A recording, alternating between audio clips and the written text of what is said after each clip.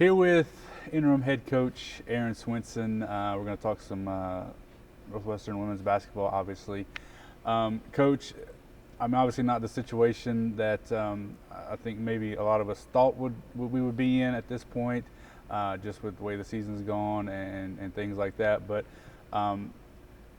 you're here now. We have still games to play, so I just talk me through the past couple of days, how things have gone, especially since Saturday, and how you're going to kind of move forward from this point. Well, right now we're actually in the process of just doing the things that we do best, and we want to get out there. We want to run. We want to defend, create chaos.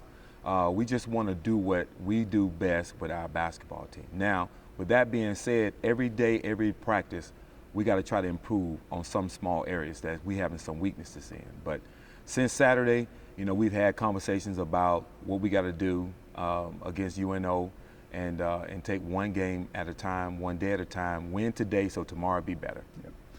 Just looking back at last week, the games part of it, it was a tough week for obviously the Stephen F. game, and then moving into this 3-game home stretch with Southeastern. Great first half. Kira was a huge part of that first half, but just not a lot of pieces falling together offensively, and that's been a big struggle throughout the season, but kind of, I guess, showed itself big time against Southeastern. That Kira's been it. Everybody else is kind of trying to find their way. Well, we want to thank Kira for being that one person that wants to score the basketball. Now we have to find someone else on the team, whether it's a post player or an opposite guard, that can actually contribute.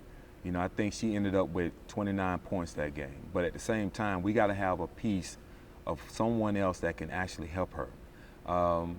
We're doing our best right now to facilitate that, whether we call for the ball in the post a little bit more, whether we run our transition. But we definitely want to continue to hit our hot hand. When she's hot, we want to give her the ball. We want to feed her the ball. And one thing I tell her when we talk to her on the bench is, when you're that hot, you can't be tired. And sometimes she get a little tired because she's done so much. But players, they always play through fatigue, and that's one thing we try to tell our players. Yeah. And we've talked a lot about this season, finding that confidence offensively. Is that, in your perspective, is that the thing that maybe has been hindering those other players, Jazz, Lacey, some of those others, to get into that groove of, hey, I can score the basketball, at will, kind of like Kira does? Well, the thing about with those players is when you miss a shot, it's not the end of the world. And I think a lot of times when they miss a shot and they miss the next shot, then it's always affect them. And I always tell them, don't let your last miss affect your next make. So again, don't let your last miss affect your next make. So that's one thing I preach to the players, and hopefully they'll buy into that and understand that, make a little layup, get to the free throw line. Sometimes that basket become real big, therefore they can make some baskets. All right, moving into this week, like I mentioned earlier, we got 2 more home games before a crazy and ridiculous kind of end of the season with 7 of 9 on the road. How important, especially now, are these next 2 games against UNO and UCA? We have to try to find a win against UNO right now. I mean, this team here, they come in, they're a big team, they're a fast team, they're an athletic team, they get after it on defense. We got to find a way to beat those guys. Whether it's by 1 point, doesn't matter. We're at home, we got to take care of home court advantage. I tell them all the time, no one comes in this gym every day like you guys do. So you're familiar with the rims, you're familiar with the floor, you're familiar with this atmosphere, the fans. So don't let anybody come in and take over home court advantage from you. Now this stretch that we have, UNO, Central Arkansas, we have to make sure we take care of home court advantage. Yeah. So looking back, obviously you guys will have practice today and tomorrow in preparation for UNO. You mentioned working on those things, getting better each day.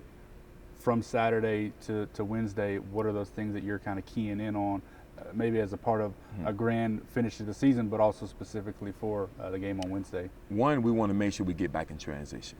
We like to crash to get offensive rebounds, to get an extra possession, but we have to get back and defend our basket. That's one thing. 2, just be poised.